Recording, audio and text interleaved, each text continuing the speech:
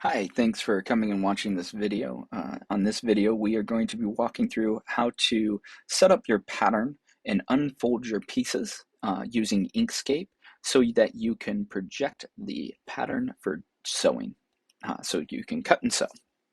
So let's get into it. Hopefully, if you're very new to Inkscape, I recommend watching my other video that walks through the tools and all the common tools and familiarize yourself with the different things I'll be doing in this. This way, I don't have to spend so much time talking about the tools in my instruction videos. I can just point you to that one to help you understand what I'm talking about. First thing we're going to do is we're going to navigate to the file that we want. So open up Inkscape, browse to the file that you want. I am going to use the original projector file that I downloaded from the company I bought it from. That way it's just the same. So I'm going to click open, find the file, click open.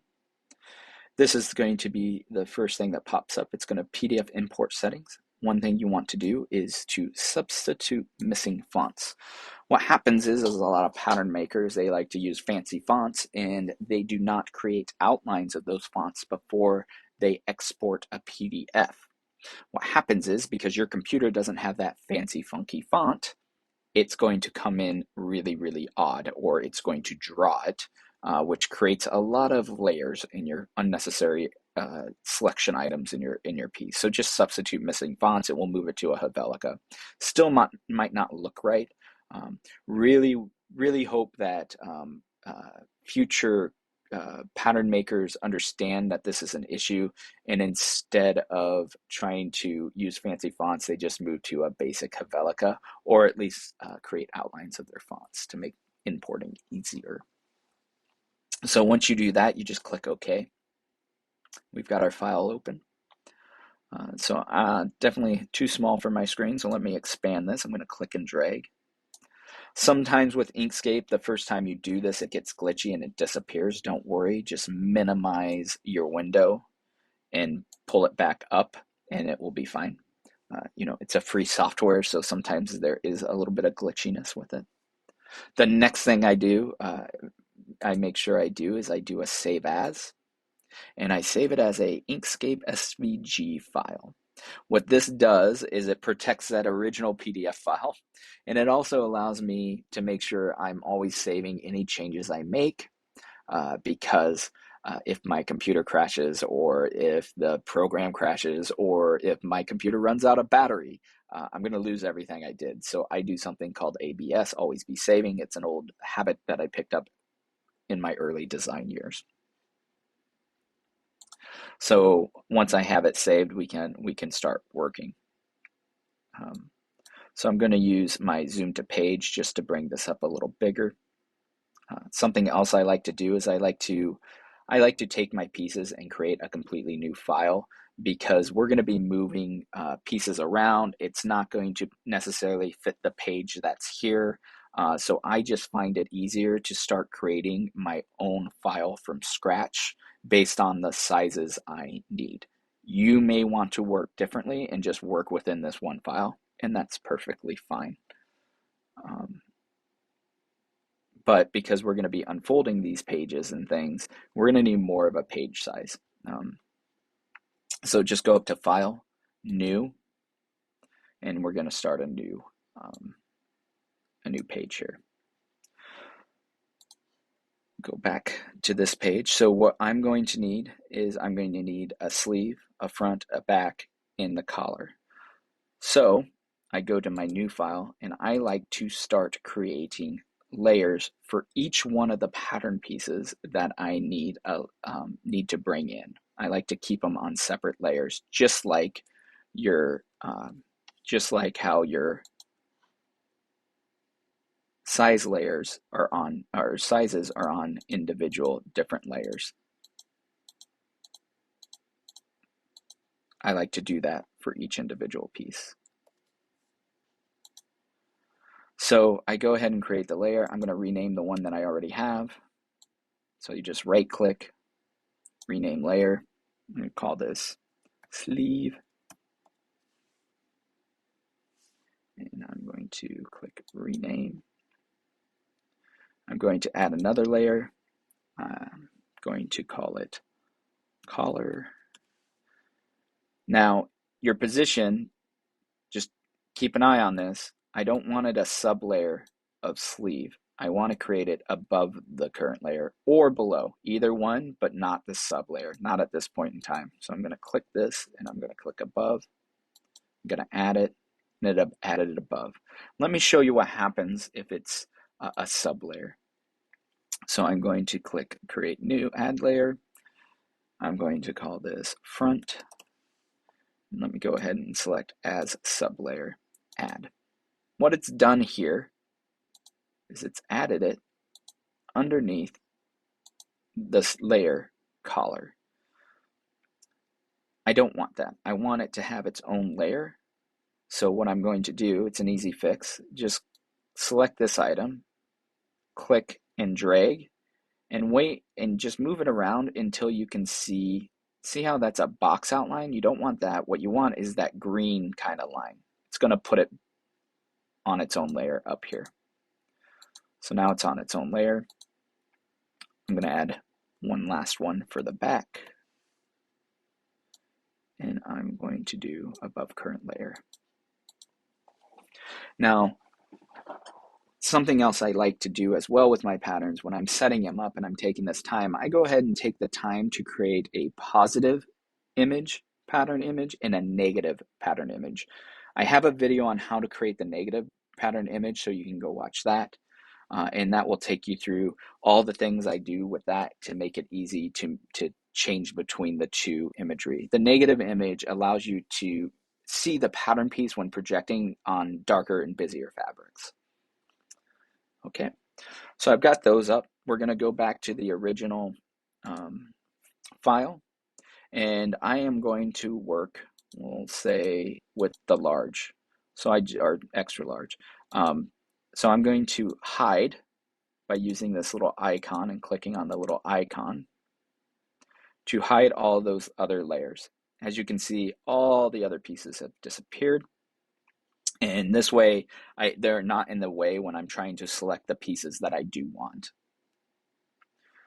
I'm going to use a hotkey because I'm going to start moving these pieces over. I'm going to start with the collar piece. I'm going to type Z on my keypad. That brings up my magnifying glass. I'm going to click and drag to zoom in on that piece so I can see exactly what I'm selecting. I'm going to click S on my keypad. Turns it into the selector tool. As you can see, my tool changed on my screen. And then I'm going to click and drag over everything I want to select. I'm then going to take a very important step here, and I'm going to group this. So I'm going to go to Object, Group, or Command G. And now it's grouped. So now when I select it, I don't have to draw around everything. Everything's going to get selected at once. I'm going to go ahead and do a copy. I'm going to go over to my other file. I'm going to make sure my collar layer is selected, and I'm going to paste. Don't worry that it's over the size of the page right now. We're going to fix that later. And I'm just going to kind of put it somewhere. Anywhere is fine. Go back to the other file. I'm going to hold down spacebar and move my mouse, and it allows me to move around the page easily. I'm going to click somewhere where there isn't anything I can select. And I'm going to select this item. This is going to get challenging because if I draw my box, as you can see, to get everything that I want to select, I'm getting into these other areas, and it's going to select things from over here that I don't want to select. As you can see, if I move this, it moves these cut lines from my back. That's not good. So what you can do is you can click and drag and select as much as you can without getting in the way of anything else, right? Then it only selected those items, right? Then I'm gonna hold down Shift, and I'm going to start drawing everything I want to include. And just keep holding down Shift and just kind of keep drawing. And as you can see, it's picking up items as I do this. But I can never really get the biggest item. right, which is the outline, because if I do, it's going to pick those things up. Now I can just click that larger item. I'm going to do my group, Command G, do my copy, move back over to this file, and I'm going to do a paste, kind of move it somewhere on the page.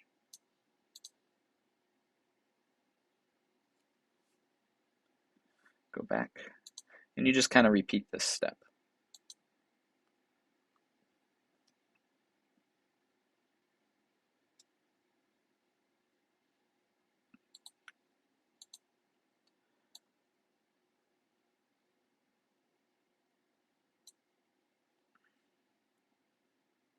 I'm going to click zoom because I want to see and make sure I've got everything selected and I don't have anything else selected that I don't want. Okay, do my group, my Command G, copy, move back over to my other page. Seems tedious, but it's worth the effort, I promise. You know, there is a tool I didn't talk about in my tool video, and one tool you'll use a lot is your rotation tools. So moving it clockwise and counterclockwise. I'm going to go ahead and flip this now because I know I'm going to want it flipped. I like to start making everything face the same grain line. So if this is telling me this is the grain line, this is the max direction of stretch, I make sure everything starts matching. So let me grab this sleeve and flip this counterclockwise. It's this button up here, or you can use the hotkey. So I start flipping these items. So all my grain line matches. Some pattern makers are starting to do that already for you, which is really, really nice. And then the last piece that I need is my front. Oh, you know what I wasn't doing? I forgot to, very, very bad me. And this happens. Again, be patient with yourself as you're learning new things. Everything right now has been pasted on the collar. So what I'm going to do is I'm just going to easily grab this, copy it, delete the sleeve, select the sleeve layer. And then I'm going to do what's called paste in place. So it's right where I already put it and I don't have to remove it. So that's going to be either your edit, drop down here, get your extra paste here. There's two. You don't want that one. You want the one with more options and a paste in place. Or those symbols are telling you Option, Command, V as in Victor. So that's what you would do on your keyboard. So hold down Option, Command, and then type V, and it pastes right where I copied it from. I'm going to do the same thing real quick. As you can see, it's on the layer there. Oops, forgot a copy. Command C. C. Delete that. That was the back. Do Option, Command, V. And there we go. We got everything on the right layer now. All right, now we can grab the front.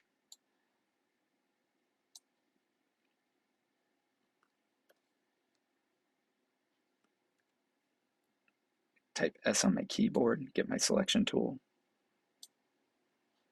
Got everything I want. I do a Command G to group, copy, move over.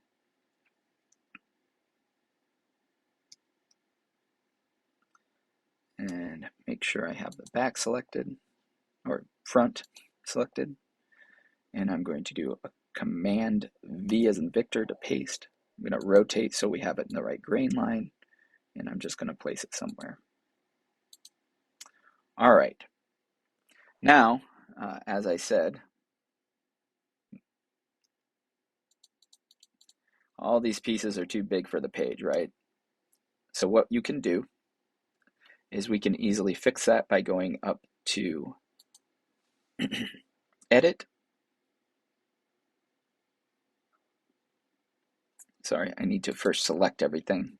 I forgot, in Inkscape, you have to select everything first. Then you go to Edit, and then Resize Page to Selection. It's automatically going to increase the size of the page. If you ever need to change your page size, just go to Edit, or File, Document Properties, and you can change your page sizes here. Right now it's in millimeters. I use inches, so I will change this. I'm going to make it even bigger, 60, because when you're projecting, it doesn't matter how big your page is, especially in a DIY setup. And then the height's going to be, I'm going to make it 36. I'm going to make my bigger to 100. This way I know I have enough space. And I'm just going to X out of that, and it changed my page size. So again, I'm just to move around, I'm holding down spacebar and moving my mouse. All right, so that's the first step. Next, we need to increase the lines or change the lines so it's more visible for you when you project it. Makes it easier. Excuse me. So just to get everything out of the way so we don't run into selecting the wrong things, I'm going to hide what I'm not working on currently. I'm going to start with the collar.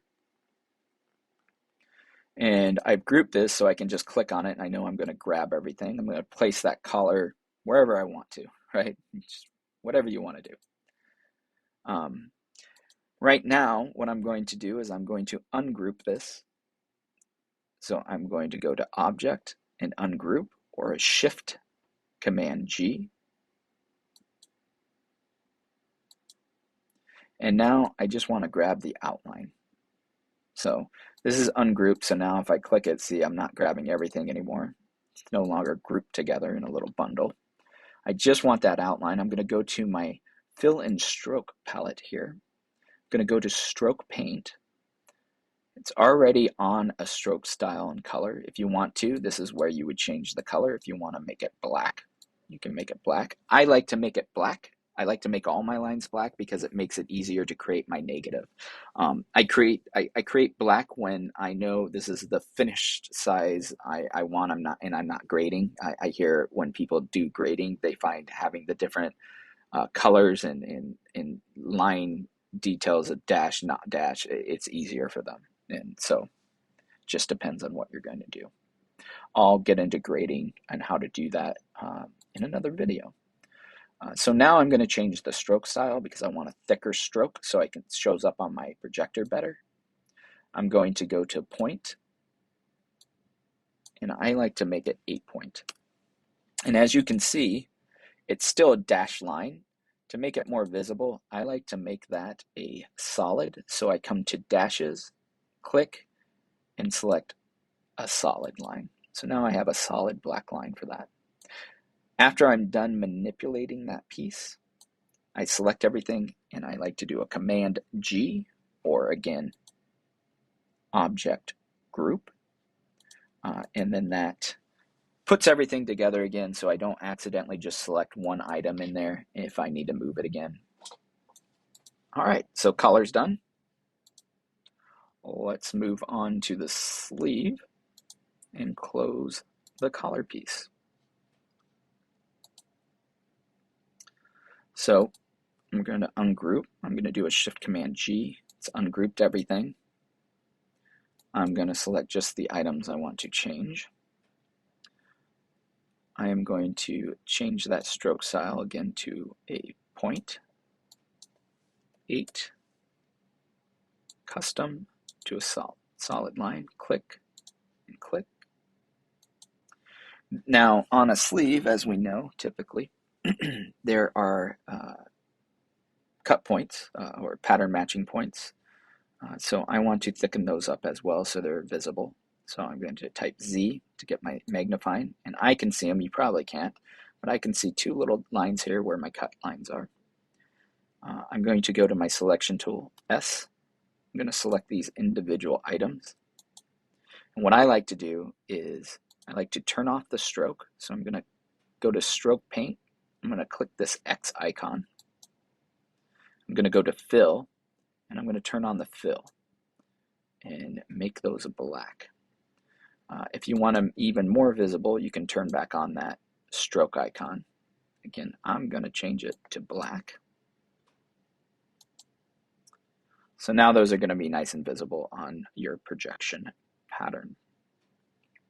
So I'm going to zoom out, click Z because I know there's other ones. Okay, so I don't need that extra large. I don't care about that. I don't need to read things typically. I'm going to type S to get my selection tool, grab this one. You can do these all at once, so I can navigate around here by holding spacebar and moving my mouse. I'm going to hold down Shift. I'm going to select this item as well. As long as the item that you're changing, you're doing the same thing to, and they have the same property, you can select multiple things and change them at once, essentially. So I'm going to keep the stroke on, I'm going to go to fill, and I'm going to fill it in black. But I am going to change my stroke to black. And now it's changed to both those at the same time. Now, just to clean things up and to show you how to use another tool, you see how this lengthen shorten line is here? You don't have to do this, but we can change that, right? We can select it, and by grabbing that very end arrow, we can click and drag it into the pattern piece.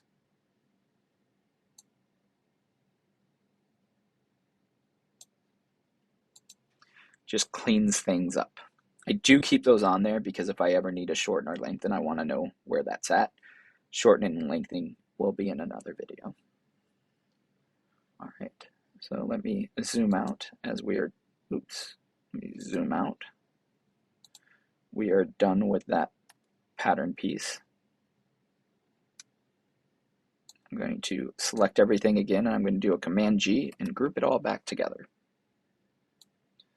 So I'm just going to get it closer here. I'm going to go back to my layers. I'm going to turn on my collar, make sure I don't have anything overlapping. The last thing I need to do with the sleeve is to get ready for projection. I, of course, need a mirrored image. And because I'm unfolding everything and going to be cutting everything flat and not a folded piece of fabric, I need to cut 2 sleeves in a mirrored image. So I'm going to do a copy, Command C, and I'm going to do what's called paste in place. The way you can do that is you can do it through Edit, and then not this paste button, we did this earlier, and then paste in place, or Shift Command V. Sorry. Grab this, do a copy, Shift Command V. Don't know what's going on, it might be glitchy. And then I'm going to flip it vertically. Something's going on. Sorry, I'm hitting Command Z to undo because something odd is happening here. And even as someone that is very familiar with these types of programs, every now and then I run into something that is happening and I don't know what's happening. Again, be patient and just undo what you did, and then let's try it again. So we're going to grab this sleeve, make sure it's grouped together. It is, do a copy. I'm going to go up to Edit. Sorry, that's what I was doing wrong. I was holding down Shift Command V. It is Option Command V, and I know better. See, even I make mistakes, even though I do these a million times. Option Command V, paste it in place. Now we're going to flip it vertically, or you can type, I believe it's V on the keypad. And as you can see, it's given us a mirrored image. Thanks for taking that journey with me. So I'm going to move this, but notice when I move it, it's kind of moving all over the place. I don't like that. So what I do is I hold down Control when I move it, and it keeps it in line with where I'm moving it. All right, we have our sleeves. Let's move on to the front. I'm going to turn this off and turn off the collar. I'm going to open up the front. I'm going to move this down here so I know it's not in the way when I'm done. We're going to unfold this piece. We're going to start out with ungrouping it. So Shift Command G, or up into the menu. I'm going to grab just the outline, change my stroke, go to point, make sure I'm on point, change the point size to 8, change my line to solid, and then I like to again change it to black. And my stroke line's good, but let's make sure, type Z to get my magnifying, make sure, yep, there is a match line spot there.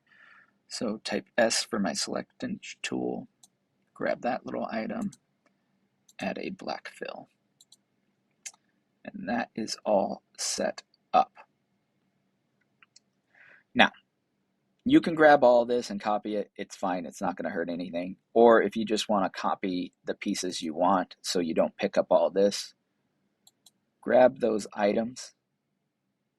We're going to group them because I only want to copy the pattern piece. I don't want to copy all of this text, so I'm not going to select everything.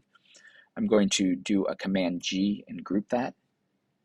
I'm going to do a Command C to copy, and then an Option Command V as in Victor to paste in place. So it pastes it right on top of the other one. Then I'm going to do a flip or a mirror, the vertical flip.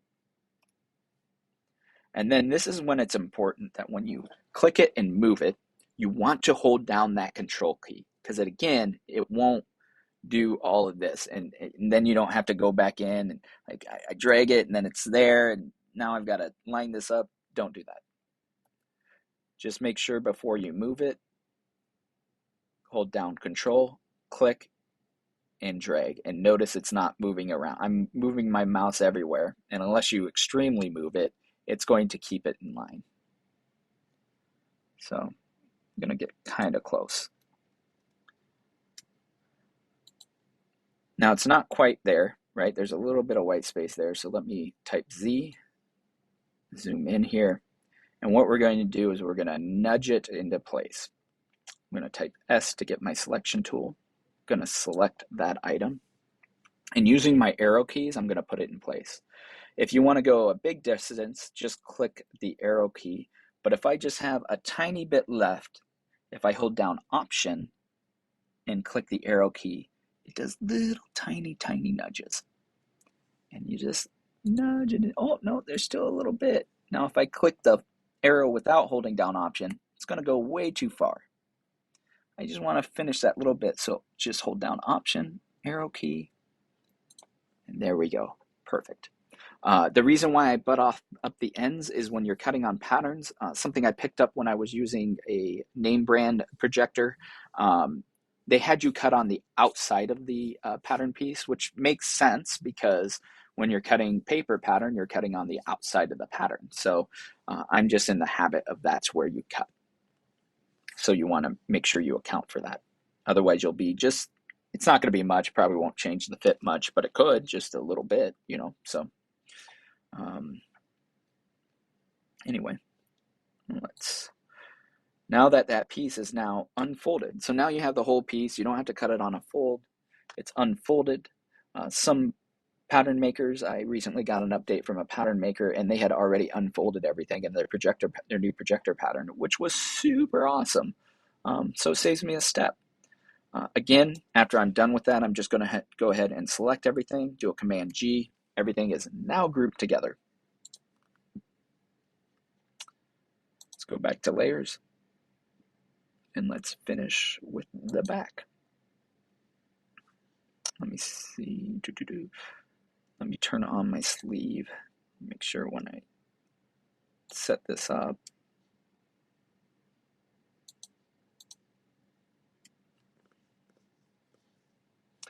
I do not put it somewhere. So I can have everything on. I'm just going to move this piece down here to get it ready to unfold. We're going to do a Shift Command G to ungroup. I'm going to select just the outline right now. And let me zoom in for you so you can see this a little better. S to grab my selection tool again. I'm going to go change our stroke. You see, you're already getting good at this. Probably already ahead of me. Probably fast forward through this video and you're not hearing this part. Change my 8-point. Change to black. Change my dash. Now I've got to make sure I get my match lines done. Oops. See, I accidentally selected that and moved the whole thing. So I'm just going to Command Z or do the undo button up there. Got those selected. I'm going to add a fill to it. Now I'm going to make sure I've got all the items. Oh, look here. Let's see if there was on the show. Down here, I've got another match point. Oops. Come on. I'm going to click and drag, grab that match point, fill that with black. All right. So I've got all those. That's why it's always good to zoom in on your piece so you can see those little items that you might not be able to see really far zoomed out. So I've got that done. I'm going to grab everything. I'm going to do a Command G to group it. I'm going to do a Command C to copy it. And then I'm going to do an Option Command V as in Victor to paste in place. So now we have that piece. And I should have made sure I was on the back layer, and I still was on the back layer, so that's good. And then I'm going to do a type V as in Victor, and it's going to flip it vertically. And then again, I'm going to hold down Control, click and drag it into place. Get it close enough. Deselect it. I'm going to type Z to zoom in. S to grab my selector tool again. Click that. And then I'm using just the arrow key to make big movements. And when I get close enough, I'm going to hold down Option and arrow key to finish it. I'm going to zoom out, grab everything, and do a final Command G to group. And that's it. You are ready to project and cut. And the nice thing about projecting out of Inkscape is if you want to, you can go ahead and spend the time trying to get all these positions so you're wasting the least amount of fabric, or you can just keep it like this. I do go in and I start moving things around to try to kind of get it to fit in close. But then I still end up moving the page to where I want it when I'm cutting, and also moving my fabric when I'm ready to cut new parts. Because this, I can only fit about, I could fit a little more than this. My projection size is about, it's like, I think it's like 50 inches by, I can't remember. It's definitely wider than it is higher. Some point I might get a short throw, but I have not done that yet. That way I can get the full cut size of my cut table, because I have up to 34 inches if I could. But I haven't done that yet. Anyway, that wraps up how to unfold your pattern. So hopefully this has helped you. Happy sewing.